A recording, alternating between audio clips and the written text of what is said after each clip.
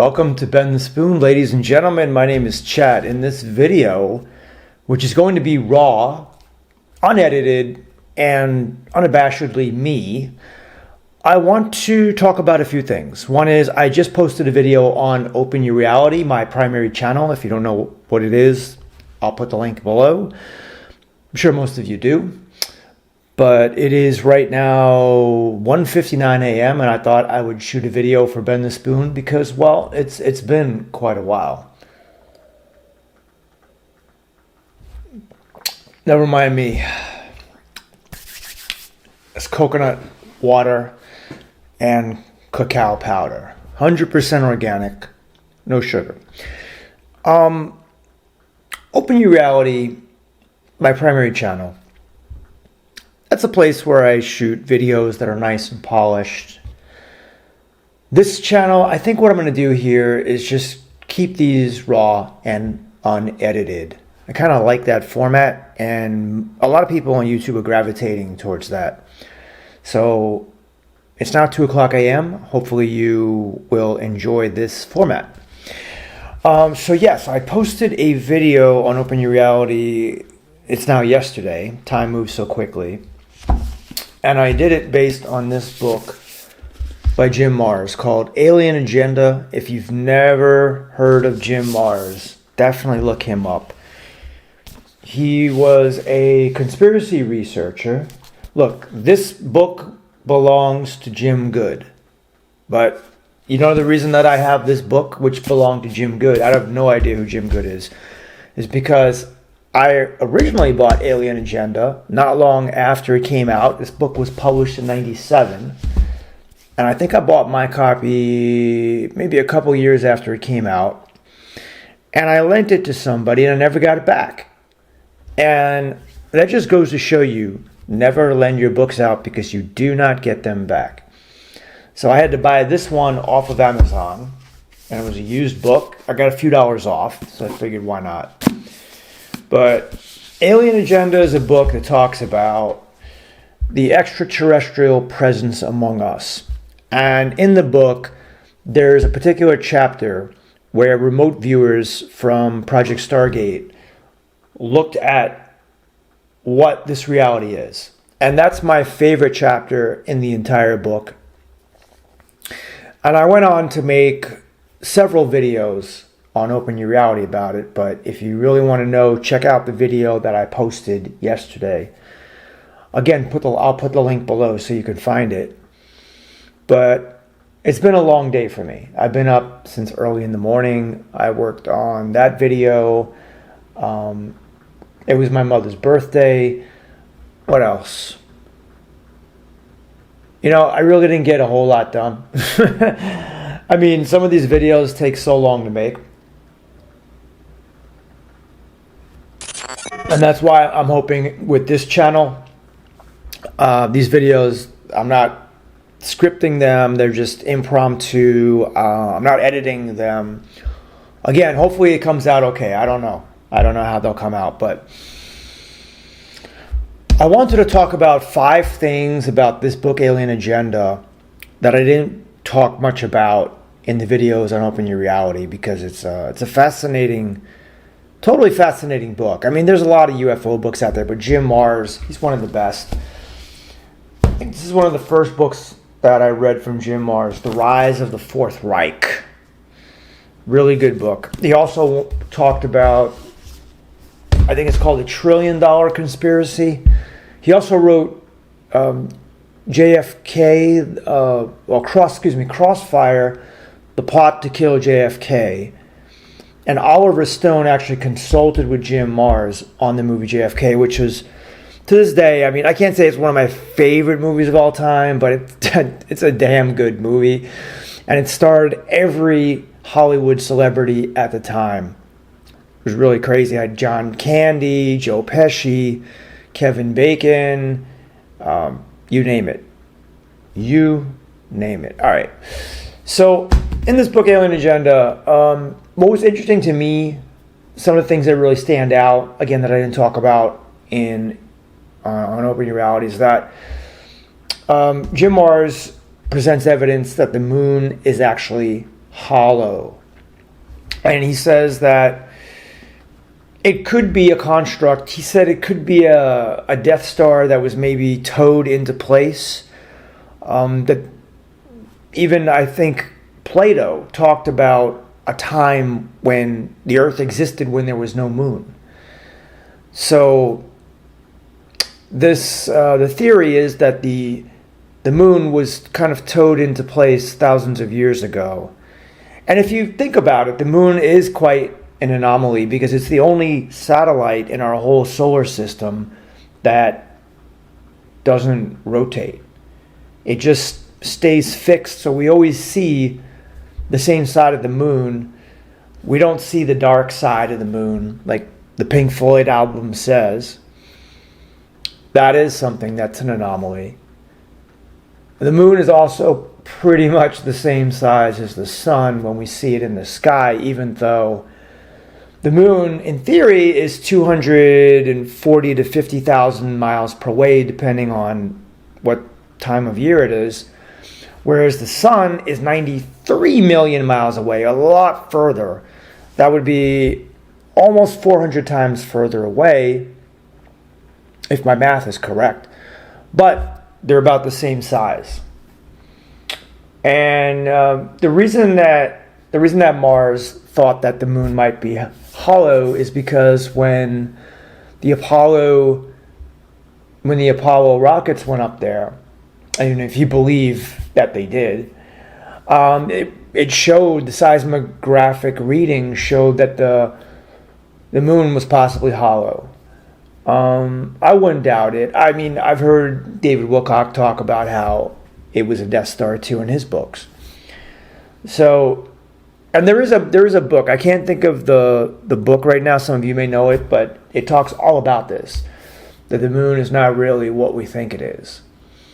On number two, the second thing that Jim Marrs talked about in Alien Agenda, that was, I don't know if it would be surprising. I mean, nothing surprises me anymore. You know, after I learned about Mandela effect, simulation theory, and, you know, the fact that the Earth may be, but the humans are the product of alien genetic engineering.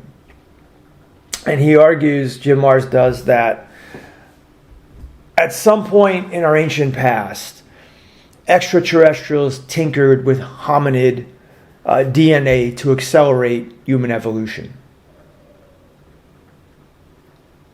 I can't get enough of a cold drink, but then I go to the bathroom all night, so, you know, there's a trade-off there.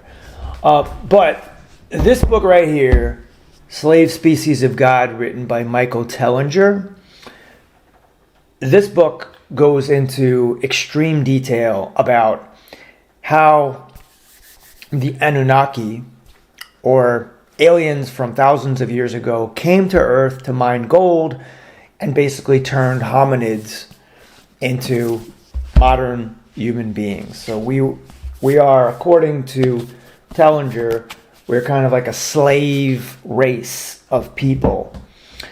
And here we are. By the way, oops, look at that. I got blurry for a second. This channel too, I don't want to talk entirely about spirituality and conspiracy theory. I do want to talk about some other things, but in this video, I want to really focus on these 5. It's interesting to think that, you know, when you think of panspermia, which means that Earth was seeded from the stars, maybe we had a little help from the aliens. It makes sense when you look at all of the evidence. Number 3 is that abductions are a multi-generational breeding program. And according to Marrs, the reason some families have repeated abduction stories is that aliens are tracking genetic lines over many generations. And they're harvesting things like eggs, sperm, and fetuses to create hybrid beings. I know it sounds fantastical, especially if you're not aware of this, if you haven't come across it before. I've heard of this before. But it also makes sense. Some people say that these aliens are a dying breed and there's not too many of them. So they've been coming here. I mean, if that was the case, I mean, they've been coming here for thousands of years. You'd think they've had time to repopulate or reproduce. Or maybe they're just not really into sex. I don't know. Everything is speculation. Unless I was there, you just have to put the research together and speculate the best you can to determine what the hell is going on. Number 4 is that UFO crashes are more common than you think, and the government is hiding them. So most people know about Roswell that happened around 1947, but there have been many, many crashes that have happened in places all over the world, and the government, Mars says, is covering them up.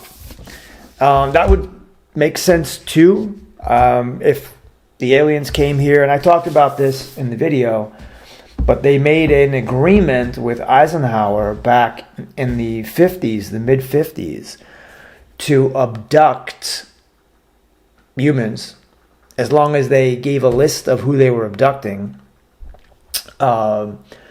Eisenhower signed off on that in exchange for technology, which I'm going to get into in number 5. But I have talked to people in my life who said that they felt that they were abducted. I have only seen a UFO craft on a couple of occasions.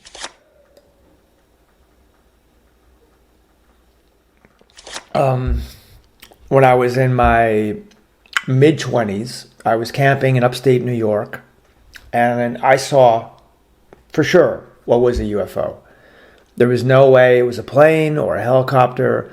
This was late at night. It might have been close to midnight.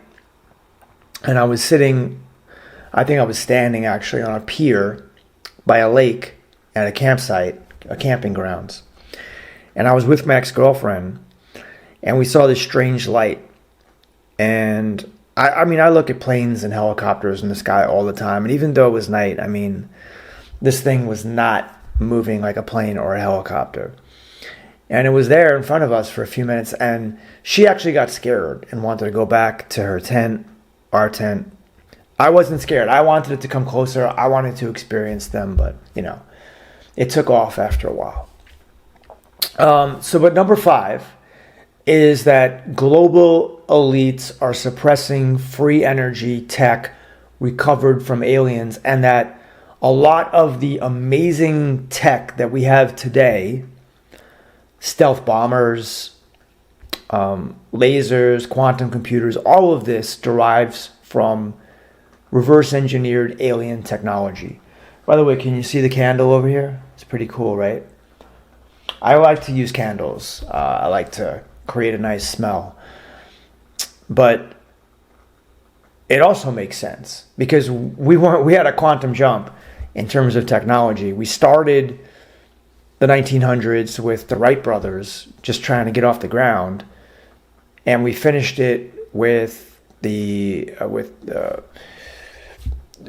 planes so advanced and spacecraft so advanced that they can go from one side of the world to the other in a few minutes.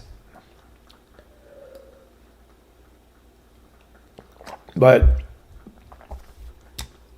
we probably advanced more from the year 1900 to 2000 than we did in all of history. Now, of course, and I talked about this in this latest video I put on Open Your Reality, we have structures like the pyramids that have blocks that weighed up to 160,000 pounds, about 80 tons. There's no way that ancient people were able to pull these huge blocks and stack them and make them so precise that you could just slip maybe a piece of paper between them. It was done with technology that was well in advance of what they had. So the technology has been here, but it was not with us, it was with them. What slave species of God Michael Tellinger calls the Anunnaki, the aliens that seeded us. So those right there are the 5 things that I wanted to mention that were not mentioned in the video, or not mentioned much in the video. But, let me know if you enjoy this format. I kind of like these videos that are unedited and raw.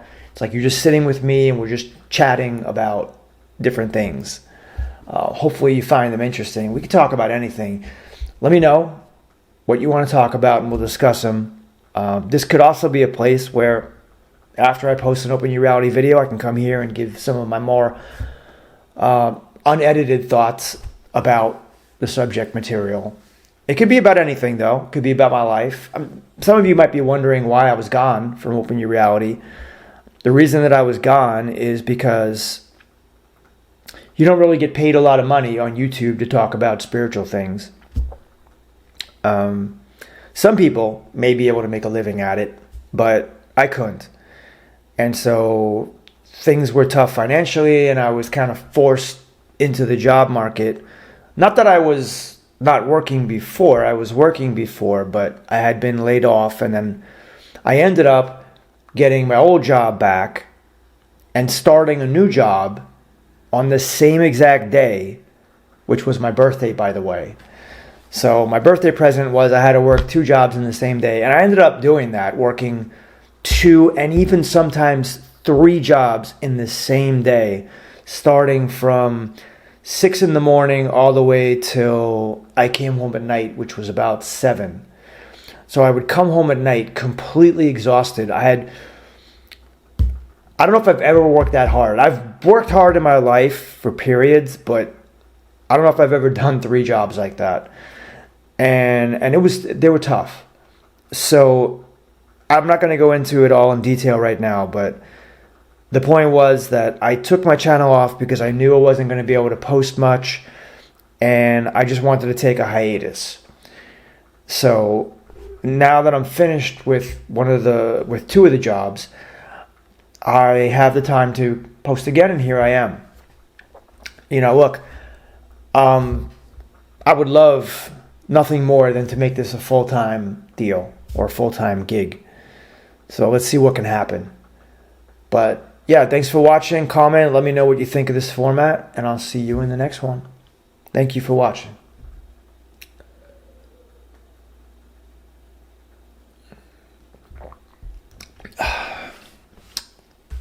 Man, this is a good book. I got to reread this Fourth Reich.